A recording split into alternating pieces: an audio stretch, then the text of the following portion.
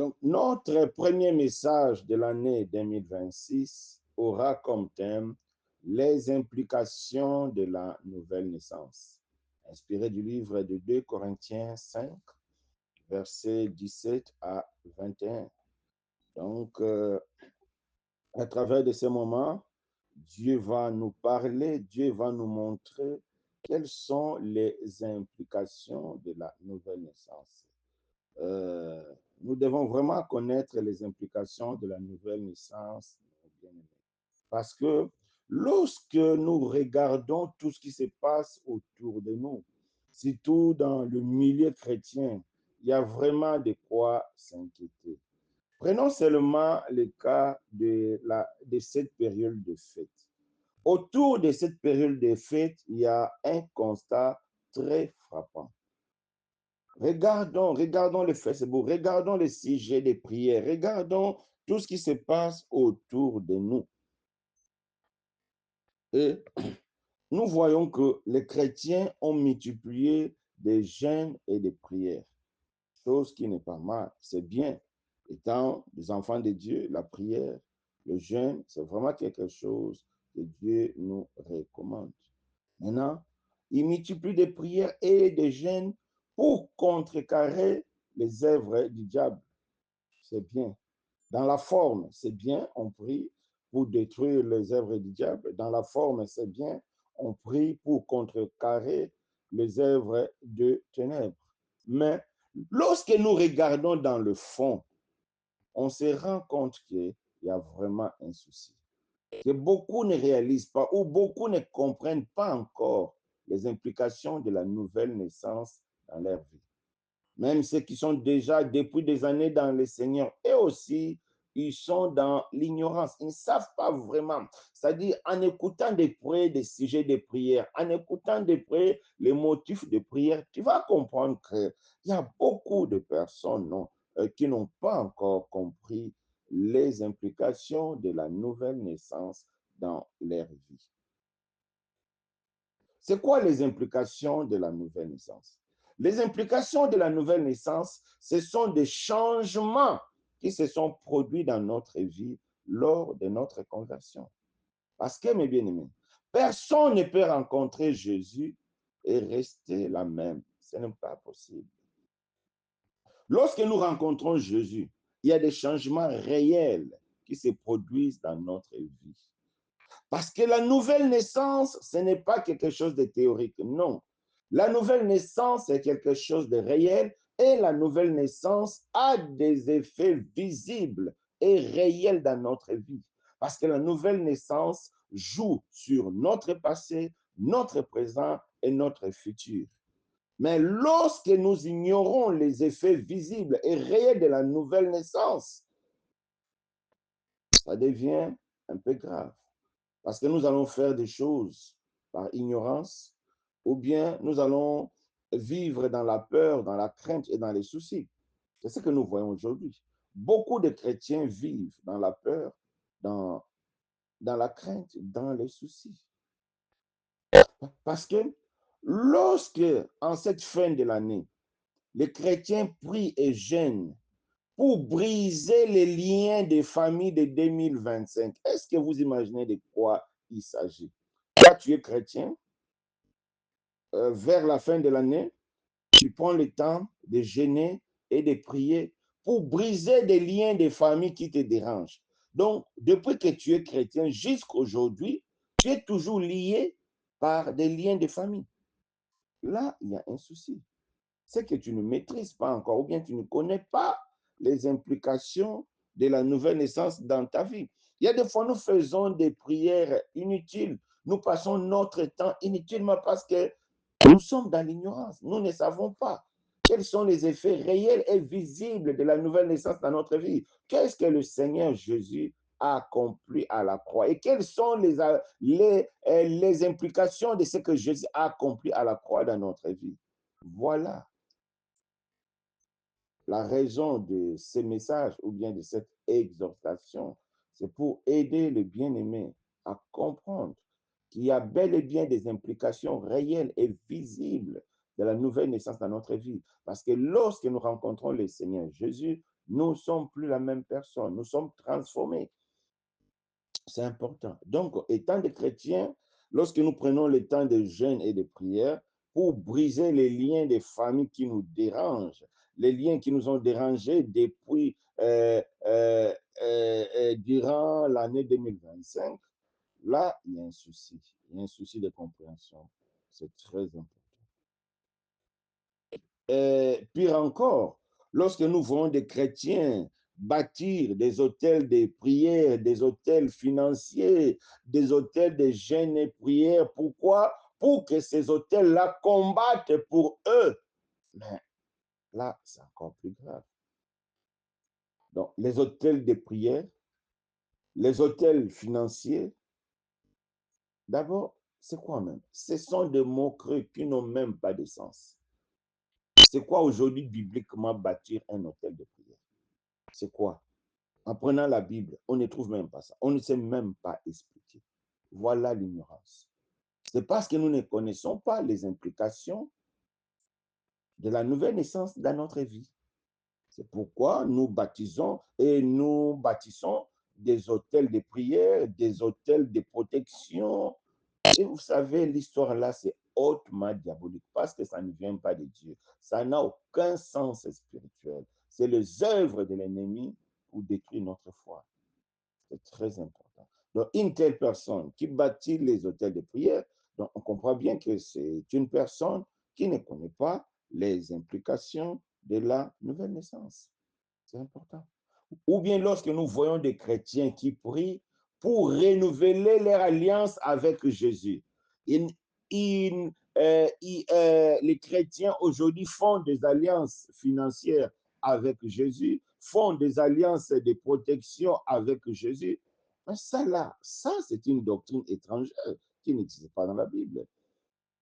Parce qu'un chrétien qui a la connaissance de Christ, un chrétien qui a la connaissance de la croix, il ne peut pas renouveler cette alliance-là. C'est une alliance éternelle. L'alliance par le sang de Jésus à la croix, ça ne peut pas prendre fin. Non. Voilà l'ignorance là-haut, l'ignorance nous ramène. C'est pourquoi, par ces moments de prédication ou bien d'exhortation, Dieu nous fera grâce de comprendre les implications de la nouvelle naissance pour quitter un peu l'ignorance. C'est vraiment triste.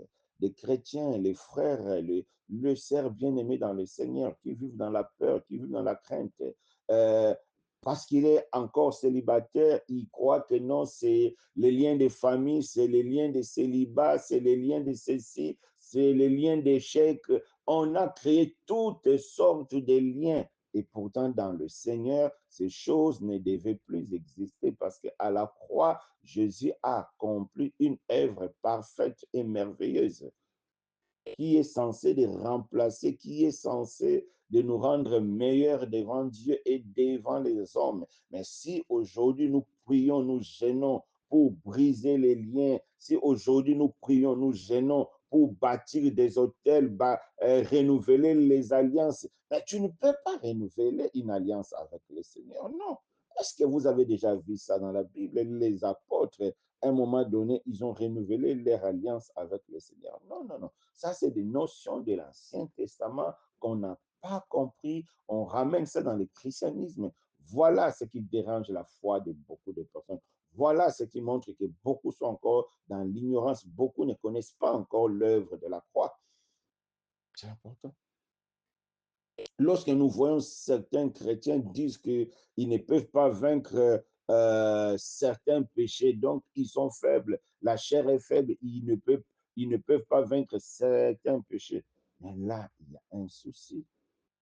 Là, il y a un souci. C'est pourquoi c'est important de connaître les implications réelles de la nouvelle naissance. Parce que si Christ est mort et ressuscité, cela a un effet réel et direct dans notre vie. C'est important. On voit encore d'autres qui disent que non, si je ne paye pas ma dîme, je ne serai pas béni. Si je ne paye pas ma dîme, en tout cas, je n'aurai rien. On a des témoignages de gauche à droite. Moi, je ne paye pas ma dîme, rien n'est marché. Dès que je commence à payer ma dîme, tout redémarre. Ça, ce sont des témoignages qui ne sont pas bibliques. Ce sont des témoignages qui n'ont aucun fondement biblique.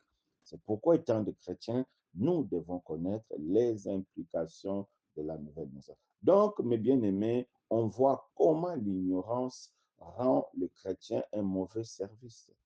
Parce que si le Seigneur n'était pas mort à notre place, oui, là, on allait comprendre. Mais aujourd'hui, Jésus est mort à notre place. Donc, c'est important que nous de comprendre les implications de la mort de Jésus-Christ dans notre vie. Parce qu'en Christ, il y a un changement radical qui doit s'opérer dans notre vie. Et si ce changement n'est pas opéré dans notre vie, il y a un souci. Mais bien aimé, voilà un peu l'introduction pour comprendre l'importance de comprendre euh, les implications de la nouvelle naissance, c'est-à-dire nous faisons des prières inutiles, nous faisons des pratiques inutiles, nous nous comportons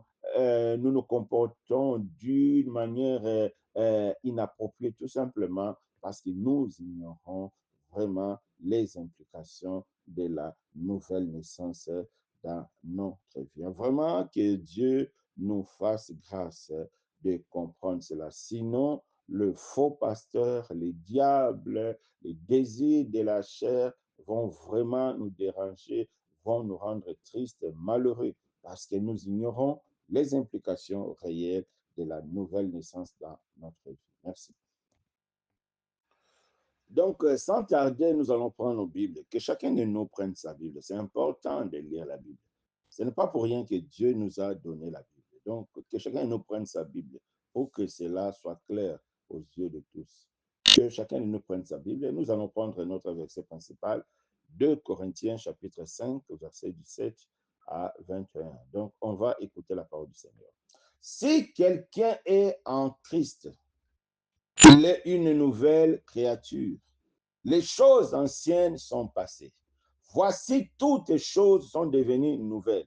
Et tout cela vient de Dieu qui nous a réconciliés avec lui par Christ et qui nous a donné le ministère de la réconciliation. Car Dieu était en Christ, réconciliant le monde avec lui-même, en n'imputant point aux hommes leurs offenses. Et il a mis en nous la parole de la réconciliation.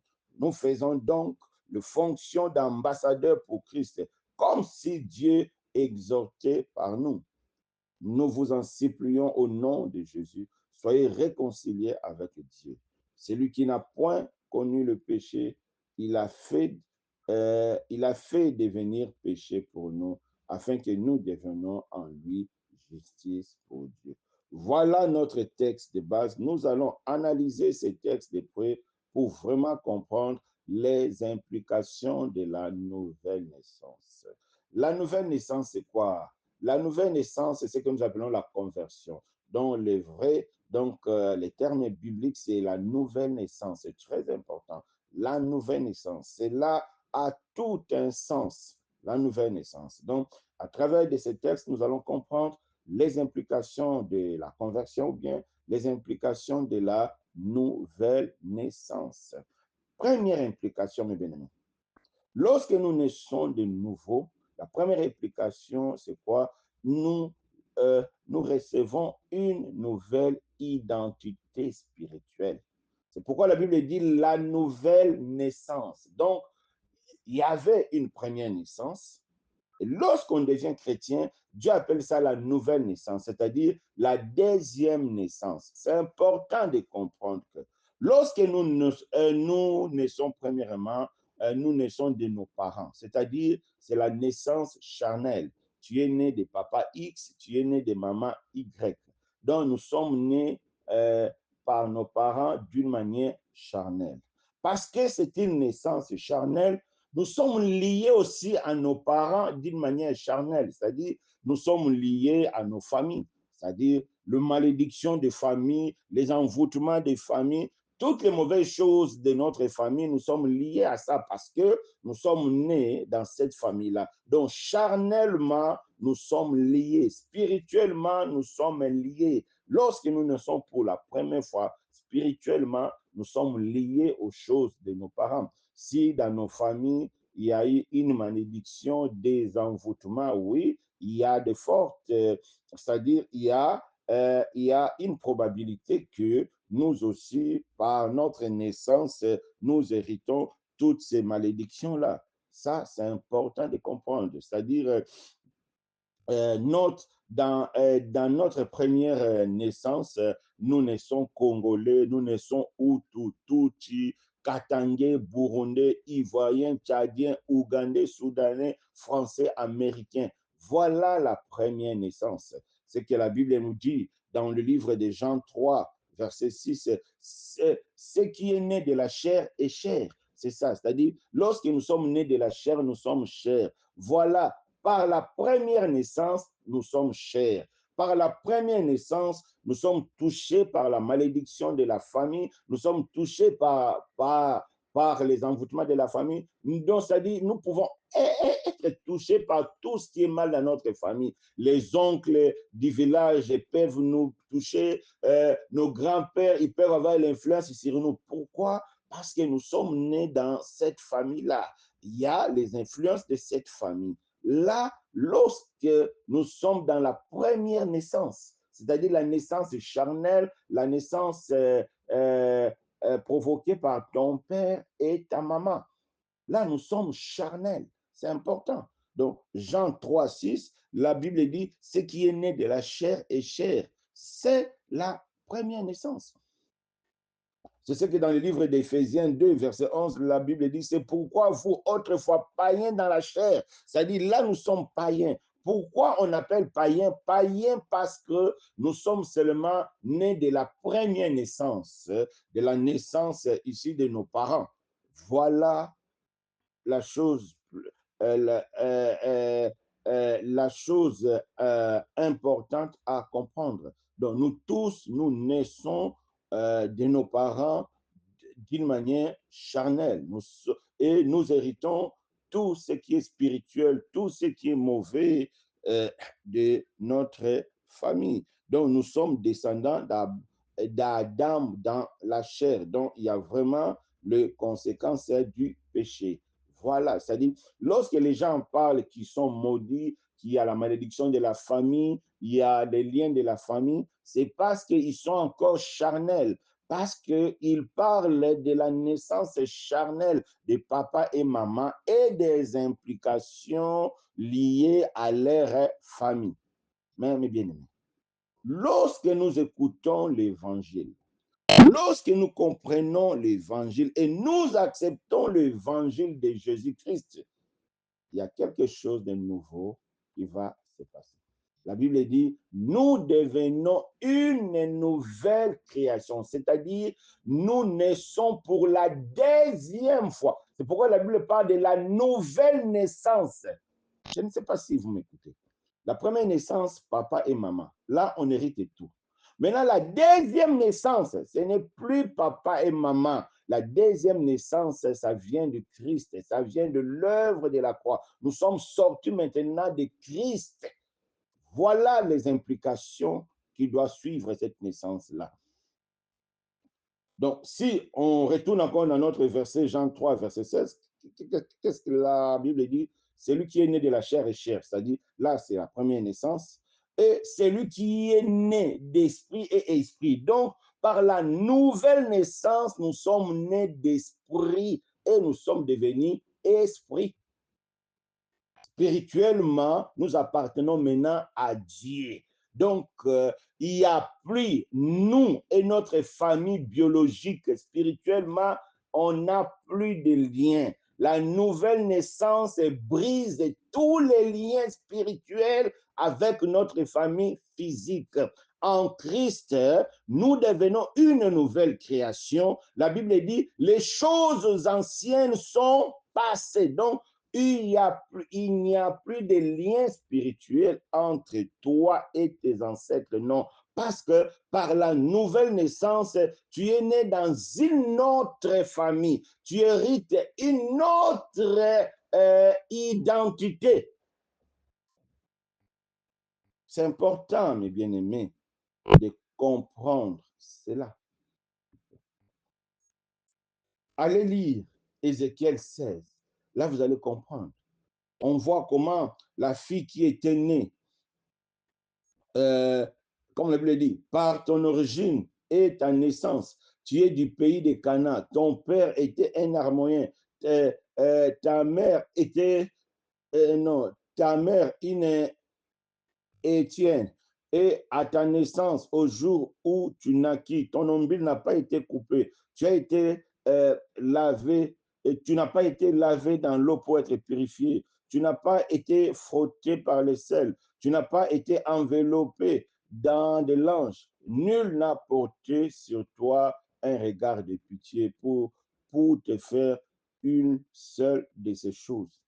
Donc, et Ézéchiel 16 nous fait comprendre que par naissance, donc par la première naissance, nous naissons avec la malédiction de femme.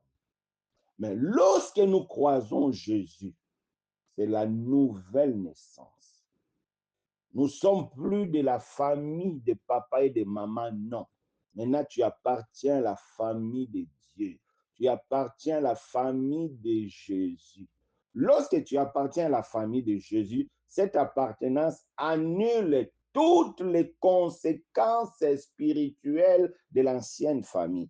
Entre toi et tes oncles au village, il n'y a plus les liens.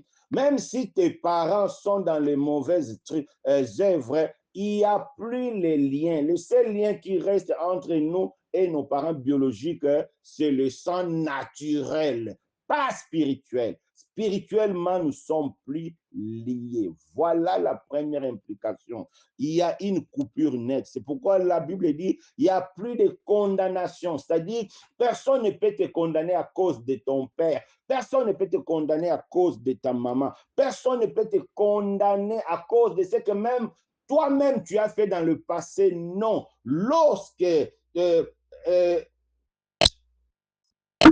tu deviens une nouvelle création, non, une nouvelle créature, ton passé aussi est effacé. Ton passé n'existe plus, mon frère, ma soeur. Quel que soit ce que tu étais avant, prostituée, lesbien, gay, voleur, voyou, koulouna, quel que soit ce que tu étais avant aux yeux des hommes, mais aux yeux de Dieu, c'est fini.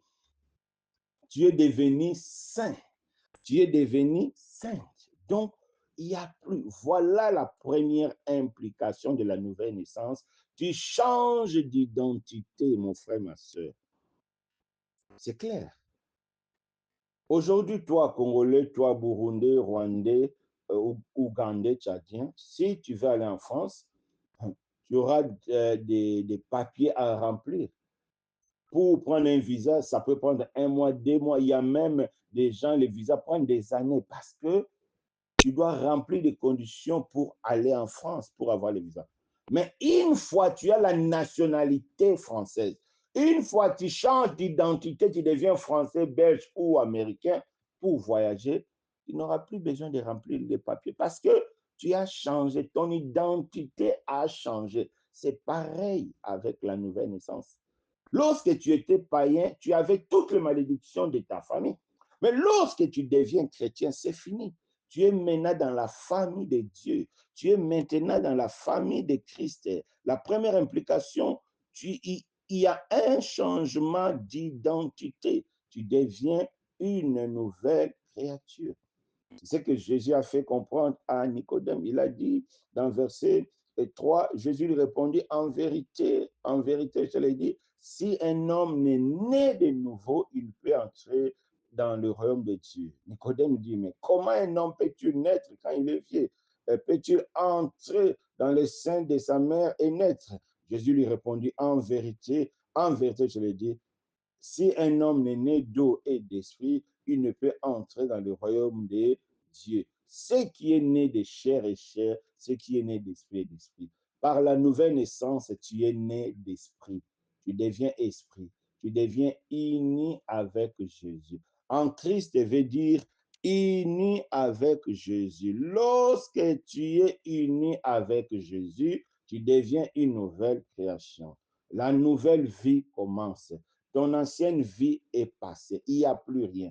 Tu changes de grand-père. Tu deviens fils d'Abraham. Tu deviens le petit-fils d'Abraham. Galates 3, verset 7. Reconnaissez donc ceux qui sont et ceux qui ont la foi sont fils d'Abraham. C'est ça. Donc, le grand-père qui est au village, il n'y a plus de lien spirituel. L'oncle, tu n'y as plus de liens. Donc, ne passez plus ton temps à chercher à briser les liens qui n'existent plus. Si réellement tu es né de nouveau, les liens n'existent plus. Voilà la première implication. Il y a un changement d'identité. Tu deviens un enfant de Dieu. Tu es maintenant dans la famille de Dieu. Dans la famille de Dieu, il n'y a pas de malédiction. Dans la famille de Dieu, il n'y a pas d'envoûtement. La Bible dit, il n'y a plus de condamnation. Personne ne peut te condamner. Même ton passé n'existe plus. Tu es une nouvelle création. Tu es saint aux yeux de Dieu. Les choses anciennes sont passées. Toutes choses sont devenues nouvelles. Tu entres dans l'alliance avec Dieu par le sang de Jésus. Cette alliance est éternelle. Tu n'auras plus à les renouveler, c'est impossible. Ce sont des histoires, c'est l'ignorance. C'est très important. Voilà, mes bien-aimés, la première implication. Il y a un changement d'identité, un changement de famille, un changement de lignée. Donc, il n'y a plus de liens, un changement de mentalité, c'est-à-dire même ton passé ne t'appartient plus. Quel que soit ce que tu étais dans le passé, tu n'es plus la même personne. Non, voyou que tu étais avant, tu n'es plus voyou. Prostituée ce que tu étais, tu n'es plus prostituée. Sorcier que tu étais, tu n'es plus sorcier. La nouvelle naissance te donne une nouvelle identité. C'est très important. Donc, on te donne un nouveau passeport. Donc, mes bien-aimés, nous avons compris qu'en Christ, nous recevons maintenant une nouvelle identité, c'est-à-dire un nouveau passeport, donc qui me donne accès aux choses que je n'avais plus avant. Donc, avec Jésus, tu as maintenant accès à la bénédiction de Dieu, à la présence de Dieu, à la protection de Dieu. Même ton passé n'existe plus. Donc, il n'y a plus de condamnation. Donc, tu n'es plus lié aux choses de la famille. Même si on dit que dans notre famille, les gens ne se marient pas, ça, ce n'est pas ton affaire. Dans notre famille, les gens n'enfantent pas, ça, ce n'est pas ton affaire. C'est fini. Toi, tu n'es plus dedans. Galates 3, c'est-à-dire, tu deviens fils d'Abraham. Ton grand-père, c'est Abraham. Ton grand-père, c'est Isaac. Ton grand-père, c'est Jacob. Ce n'est plus le monsieur qui est au village. C'est non, je parle sur le plan spirituel. Physiquement, on est toujours lié que dans le sang naturel. Il n'y en a plus autre chose. Il n'y a aucun lien spirituel, il n'y a aucune implication spirituelle de ta famille dans ta vie. Non, parce que tu deviens fils d'Abraham. Tu es dans une nouvelle lignée qui est d'Abraham, Isaac, de Jacob et de Jésus. Tu deviens frère de Jésus. Tu deviens disciple de Jésus. Tu deviens une nouvelle création. Tu es maintenant en alliance avec Dieu par le sang de Jésus. C'est une alliance éternelle qui n'est soutenue que par la foi. Ça ne peut plus être renouvelé ni se rompre parce que donc tu n'as plus besoin d'hôtel de prière, tu n'as plus besoin de faire une alliance financière. Non, ça, ce sont des histoires. Ça montre qu'il y a une ignorance. Mais bien aimé dans le Seigneur, voilà les implications de la nouvelle naissance. Voilà la première implication de la nouvelle naissance. Il y a un changement d'identité, il y a un changement de passeport. Lorsque tu avais un passeport congolais, tu avais besoin de visa, tu avais besoin de faire des mois ou bien des années pour demander le visa de la Belgique. Une fois que tu as un passeport belge, c'est fini, vert.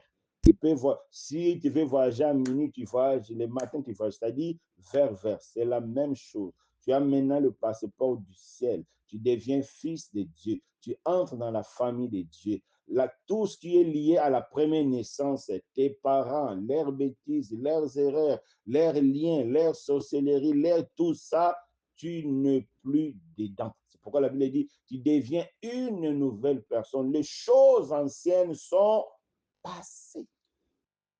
Voilà l'importance de lire les Écritures et de comprendre. Les choses anciennes sont passées. Tu n'as plus besoin des hôtels de prière. Tu n'as plus besoin de briser les liens parce que ça n'existe plus. Tu appartiens, tu es fille, fils d'Abraham. Tu appartiens à la famille de Dieu. Tu formes le corps de Christ. Maintenant, les liens là vont provenir d'où? Voilà comment l'ignorance nous remet. Donc, mes bien-aimés, à partir d'aujourd'hui, n'allez plus faire des prières là, briser les liens, chercher les masques de vieillesse, chercher les sorciers de ta famille. Tu n'as pas besoin de connaître les sorciers de ta famille parce que spirituellement, tu n'appartiens plus à cette famille. Tu vas chercher des gens qui n'ont plus de lien avec toi. Spirituellement, il n'y a plus de lien avec toi. Donc, c'est très, très important, mes bien-aimés, de comprendre cela. Donc, que Dieu nous fasse grâce. Deuxième implication de la nouvelle naissance. On peut voir ça dans le livre de Colossiens 1, verset 13. Deuxième implication de la nouvelle naissance, Colossiens 1, verset 13. Colossiens 1, verset 13. Colossiens 1, verset 13. Qu'est-ce que la Bible nous dit? Allez vite. Colossiens 1, verset 13. La Bible nous dit quoi? Bon, on va commencer à partir des 12. Rendons grâce au Père qui vous a rendu capable d'avoir part à l'héritage des saints dans la lumière, qui nous a délivrés de la puissance des ténèbres et nous a transportés dans le royaume du Fils de son amour. Donc, la Bible dit, nous devons rendre grâce à Dieu qui nous a rendu capables d'avoir part à l'héritage des saints. Tu vois, en Christ, tu as maintenant part à l'héritage des saints. Ça, c'est l'héritage spirituel. Donc, spirituellement, tu n'as plus d'héritage de ta famille biologique. Non. Spirituellement, tu as l'héritage avec les saints. Donc, tu es devenu cohéritier avec Christ. Là-bas, il n'y a plus de liens. Là-bas, il n'y a plus de tantes. Là-bas, il n'y a plus des oncles. Là-bas, il n'y a plus tu étais prostituée. Là-bas, il n'y a plus tu étais sorcier. Il n'y en a plus. Là-bas, c'est l'héritage des saints. Là-bas, tu deviens saint en Christ parce que le sang de Jésus t'a lavé. Si réellement tu es né de nouveau, attention. Malheureusement, beaucoup ne sont pas nés de nouveau. Ils pensent être des chrétiens. C'est eux qui vont créer les histoires. Ça ne marche pas. Je suis toujours lié, masque de vieillesse. Non. Ça, c'est réservé aux païens. Pour quelqu'un qui est né de nouveau, il n'est plus dedans. Donc, Dieu nous a rendus capables d'avoir part à l'héritage des saints. Et il nous a délivrés de la puissance des ténèbres, c'est-à-dire la puissance des diables. Deuxième implication, le diable n'a plus d'autorité sur nous. Non, Dieu nous a délivrés. Voilà la deuxième implication de la nouvelle naissance. Le diable n'a plus d'autorité sur nous. C'est fini. Nous changeons de royaume. Donc, Jésus nous a transférés, Dieu nous a transférés. Donc, Dieu nous a enlevés de ce monde ici, parce que le monde, c'est le royaume du diable. Mais il nous a transférés dans le royaume de Jésus. Il est vrai que physiquement, nous sommes encore sur cette terre. Mais toi et moi, nous nous voyons physiquement sur cette terre. Selon Dieu, nous sommes plus sur cette terre-là. Là, c'est ici, notre physique n'est qu'une image. Ta vraie vie est en Christ. C'est pourquoi la Bible dit, nous sommes morts et notre vie est cachée avec Jésus en Dieu. Donc, spirituellement, tu es mort de ce monde-là. Spirituellement, tu appartiens au monde de Dieu. Tu appartiens tu es membre du royaume des saints. Voilà l'implication spirituelle, mon frère, ma soeur. C'est important de comprendre.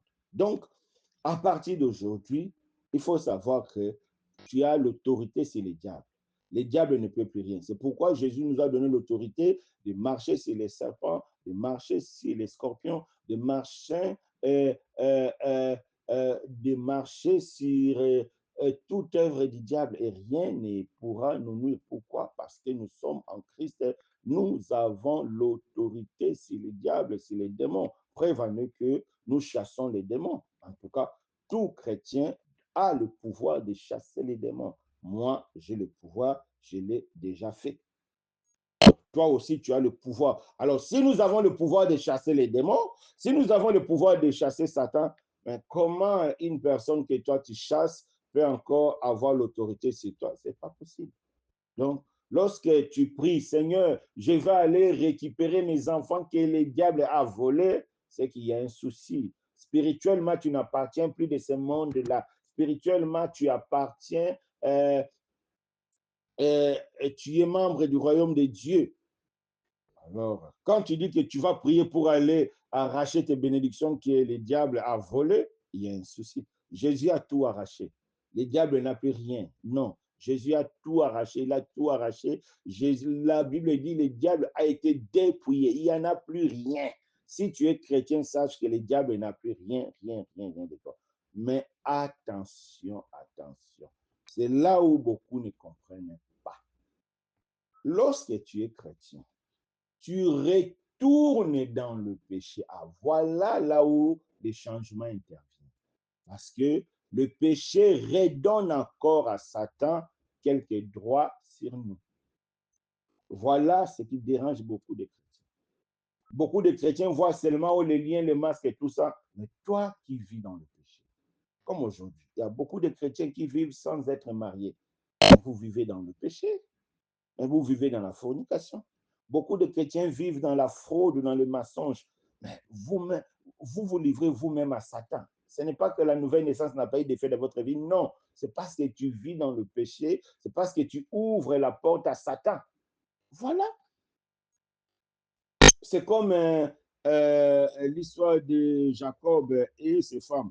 Malgré que Dieu a dit à Laban de ne pas poursuivre Jacob, mais Laban a eu quand même le courage de poursuivre Jacob, tout simplement parce que la femme de Jacob avait volé quelque chose de Laban.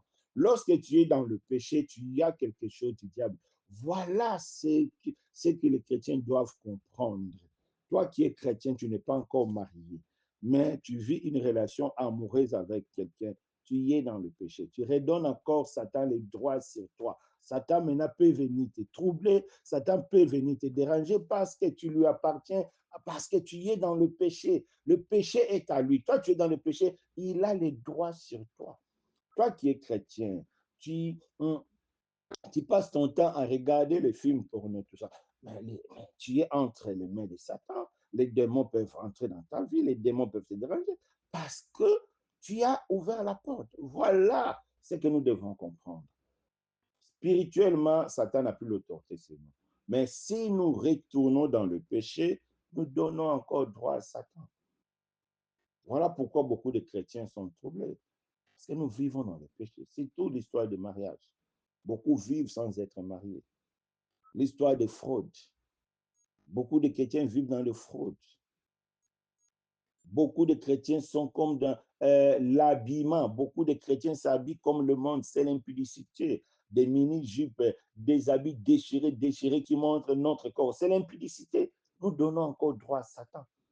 Nous devons nous repentir et quitter le péché. Si tu n'es pas marié, cherche l'argent pour te marier. Si tu n'as pas de demande à ton église, ça c'est la responsabilité aussi de l'église. C'est très important. Voilà la deuxième implication. Donc, Satan n'a plus les droits sur nous, mais attention, si nous retournons dans le péché, nous-mêmes nous redonnons à Satan les droits, un peu de droits sur nous, parce que nous sommes dans le péché. Donc, donc nous avons compris que une fois on est de nouveau, notre identité change. Satan n'a plus l'autorité sur nous, mais attention, nous devons fuir le péché. Nous ne devons plus vivre dans le péché. C'est important. Vivre dans le péché donne à Satan encore certains droits sur nous.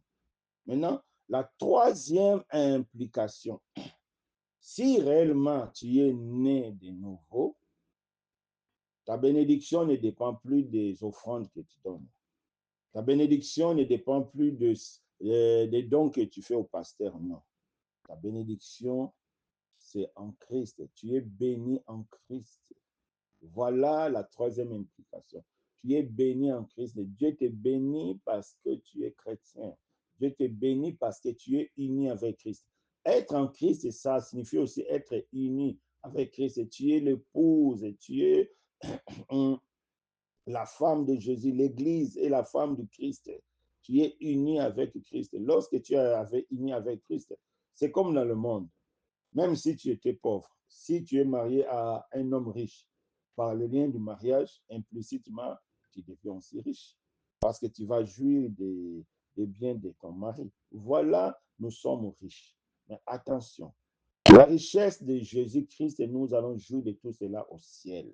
Ce n'est pas une richesse de la terre, non.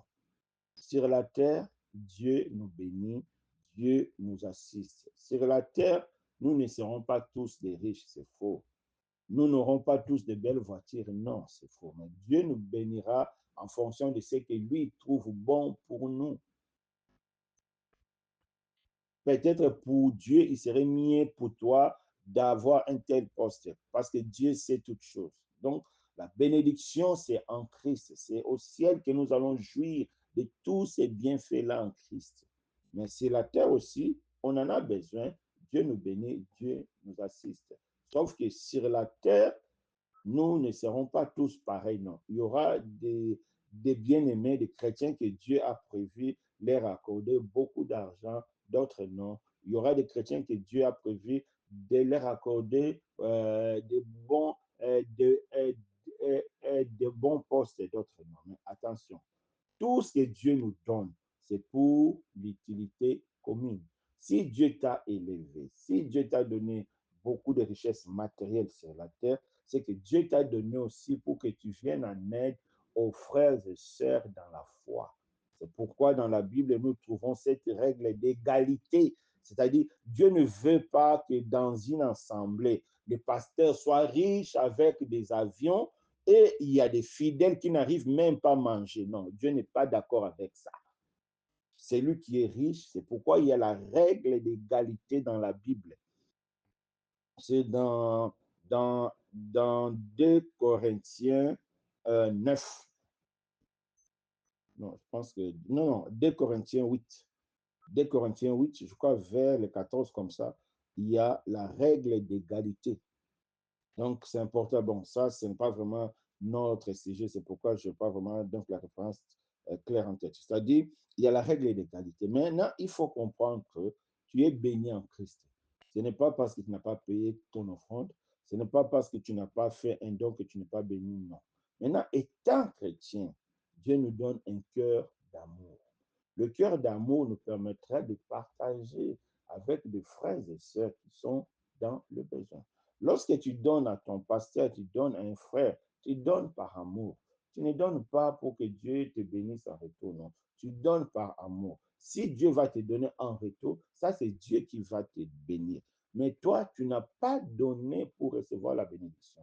Non, mais toi, tu as donné par amour, toi, tu as donné par libéralité, toi, tu as donné pour contribuer à l'œuvre du Seigneur parce que nous sommes aussi ouvriers avec Jésus. C'est pourquoi nous contribuons à son œuvre, parce que nous sommes ouvriers avec Jésus. Donc, l'implication est que tu es béni en Christ. Ne vois pas parce qu'aujourd'hui tu n'as pas d'argent. Ne te dis pas que Dieu t'a abandonné, Dieu aime les autres, Dieu t'aime pas. Non, c'est faux. Dieu aime tout le monde. Mais sur la terre, là, Dieu ne nous donnera pas tous la même position. Ça, c'est une réalité. Il ne faut pas suivre ce qu'on enseigne de gauche à droite. 2026 et tu seras riche. 2026 et tu seras en Europe. Ça, ce sont des histoires. Ce n'est pas ça. L'évangile ne dit pas de telles choses et promettre aux gens de devenir riches. Non, ça, ce sont des histoires. Donc, mais nous sommes bénis en Christ. C'est dans la Bible, on peut voir ça. C'est dans Éphésiens. C'est dans Éphésiens. Éphésiens 1, verset 3. Éphésiens 1, verset 3. J'ouvre ma Bible électronique. Éphésiens 1, verset 3. Qu'est-ce que la Bible dit? Béni soit Dieu, le Père de notre Seigneur Jésus, qui nous a bénis de toutes sortes de bénédictions spirituelles dans les lieux célestes en Christ. Donc, nous sommes bénis en Christ. Ce n'est pas l'offrande, ce n'est pas ceci. Si tu ne payes pas la dîme, tu ne seras pas béni, tu seras pauvre. C'est faux. Ce sont des histoires, ce sont des enseignements qui viennent du diable. L'enseignement de Dieu, c'est Éphésiens 3 et 1, verset 3. Béni soit Dieu, le Père de notre Seigneur Jésus, qui nous qui nous a bénis de toutes sortes. Ça concerne tous les chrétiens et bénis en Christ.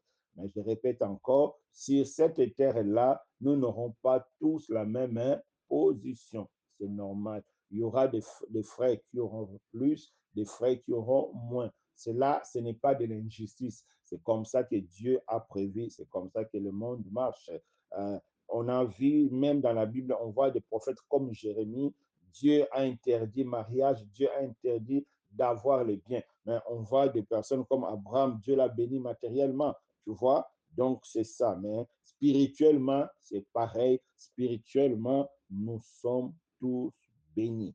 Que Dieu nous fasse grâce vraiment à comprendre ces choses. Sinon, on va commencer à gêner, à pleurer inutilement. Non, non. Tout le monde n'aura, tous les chrétiens ne seront pas mariés. Non, ça c'est faux. Tous les chrétiens n'auront pas des enfants. Non, c'est faux. Maintenant, cela ne veut pas dire que nous serons tristes, non. Que chacun demande à Dieu, que chacun s'attache à Dieu. Dieu lui donnera ce qu'il a prévu pour toi. Ce que Dieu a prévu pour toi, c'est meilleur pour toi. Donc, c'est là, ne nous interdit pas de prier Dieu. Non, non, non, on va toujours prier Dieu. Dieu est notre Père. Nous allons demander ce que nous avons besoin. Mais nous devons savoir que tout, c'est en Christ que nous sommes bénis. Ce n'est pas parce que tu as prié beaucoup, non. Ce n'est pas parce que tu as prié moins, non. Ce n'est pas ça. Donc, c'est très important. Alors, la quatrième implication dans notre vie, c'est que le péché n'a plus le pouvoir sur nous. Ça, c'est un aspect important. Romains 6, sachant que votre vieil homme a été crucifié avec lui, afin que le corps du péché fût détruit pour que nous ne soyons plus esclaves du péché. Non. Un chrétien n'est plus esclave du péché. Un chrétien a la capacité de vaincre tout péché. Si jusqu'à présent tu n'arrives pas à vaincre le péché, c'est que tu ne t'appliques pas, c'est que tu ne laisses pas Jésus-Christ travailler dans ton cœur. Spirituellement parlant, Dieu t'a rendu capable de vaincre tout péché. Parce que la Bible dit le corps du péché est détruit, c'est-à-dire la nature du péché. La nature qui pousse l'homme à pécher, chez nous, il n'y en a plus, c'est détruit. Donc, le péché n'a plus d'autorité sur nous. Donc, toi, mon frère, toi, ma soeur, tu as la capacité de dire non à toute tentation. Tu as la capacité de vaincre tout péché. Seulement, sois uni avec Christ. L'union avec Christ te donnera la capacité. L'union avec Christ te donnera le moyen. Voilà, mes bien-aimés. Donc, tu n'auras plus à tous les scandales que nous voyons ici dans le christianisme parce que les gens ne veulent pas manifester la nature du Christ. C'est pourquoi il y a des scandales. Le pasteur a engrossé ceci, tel sœur a été engrossé par ceci, il y a ceci, parce que les gens ne veulent pas être attachés à Jésus. Voilà la conséquence. Sinon, spirituellement, on a la capacité. La quatrième implication, c'est ça, le péché n'a plus d'autorité sur nous. C'est vraiment un aspect important. Et la cinquième implication, nous devenons un instrument de Dieu. Nous devenons la lumière du monde. Dieu fait de nous des ministres de la réconciliation. Dieu a mis en nous la parole de la réconciliation, c'est-à-dire la parole de vie. Si nous-mêmes, nous devenons ministres de la réconciliation, si nous-mêmes, nous devenons ministres de la vie, comment on peut encore être lié par le parent? Comment on peut encore être lié par la malédiction de telle ou telle chose? Non. Nous sommes la lumière du monde. Nous sommes ambassadeurs pour Dieu. Nous sommes ministres de la réconciliation. Nous sommes un instrument de Christ. Voilà pourquoi la Bible nous dit dans notre verset principal, qu'est-ce que la Bible nous dit dans notre verset principal? La Bible dit quoi? Nous faisons donc le fonction d'ambassadeur pour Christ, comme si Dieu exhortait par nous. Donc, nous faisons maintenant fonction d'ambassadeur. Donc, nous sommes là pour représenter le royaume de Dieu. Est-ce que Dieu peut laisser son représentant lié par Satan? Est-ce que Dieu peut laisser son représentant être malmené par Satan? Non. C'est seulement l'ignorance qui nous pousse à croire que parce que tel aspect dans ma vie ne marche pas, c'est qu'il y a des démons. Non, non, non, non. Nous vivons sur cette terre-là. La terre appartient à Satan. Les attaques seront toujours là.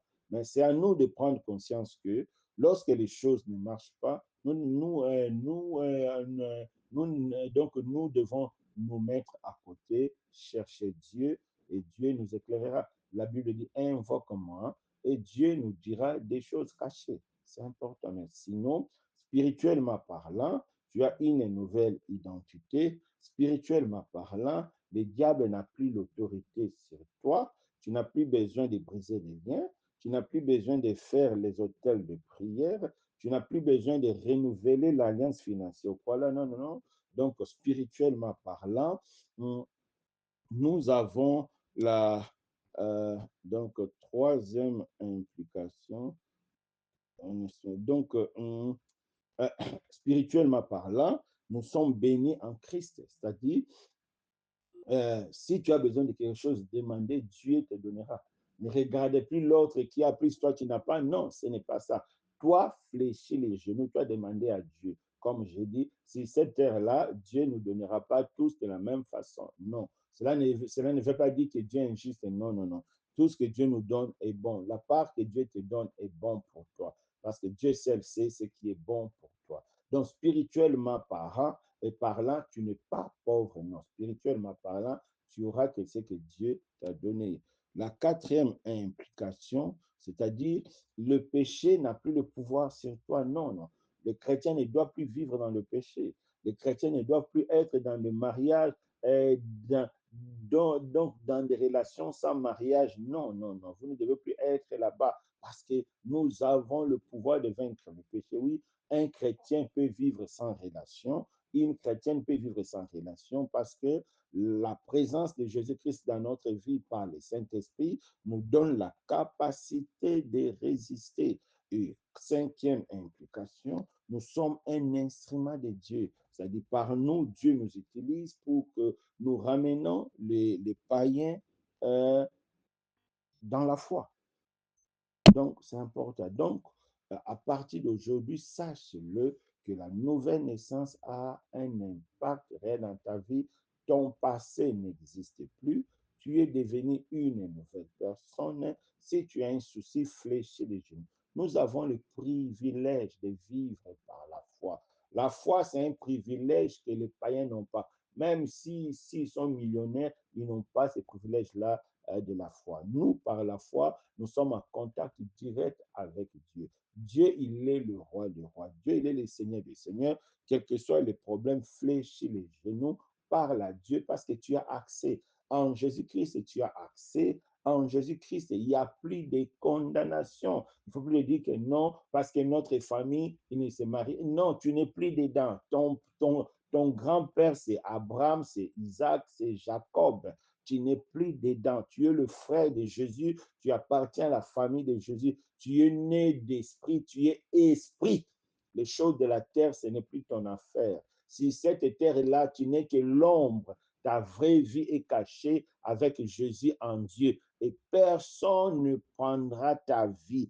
Personne n'est plus fort que Jésus pour prendre ta vie. Le diable n'a rien de toi. Ne passe plus ton temps à prier. Je vais aller récupérer mes choses volées par le diable. Non, ça, c'est l'ignorance. Le diable n'a rien de toi. Jésus a tout arraché. Tout est en Jésus. Toutes tes bénédictions est en Jésus. Voilà un peu, mes bien-aimés, ce que j'avais à cœur de partager pour aider. Parce que pendant cette période de fête, on a écouté toutes sortes de prières parce que les gens sont dans l'ignorance et les gens sont troublés, les gens sont mal à l'aise. Et pourtant, ils sont bénis. Et pourtant, ils sont fils de roi des rois. Et pourtant, ils sont serviteurs de Dieu. Que Dieu nous fasse grâce. Éternel Dieu des armées, merci pour ta grâce, merci pour tes bienfaits. Nous nous remettons à toi, fais-nous grâce de comprendre vraiment ces implications et de les vivre pour que nous soyons victorieux. Sois béni, Seigneur, au nom de Jésus-Christ. Amen. Encore une fois, bonne année à tous. Merci.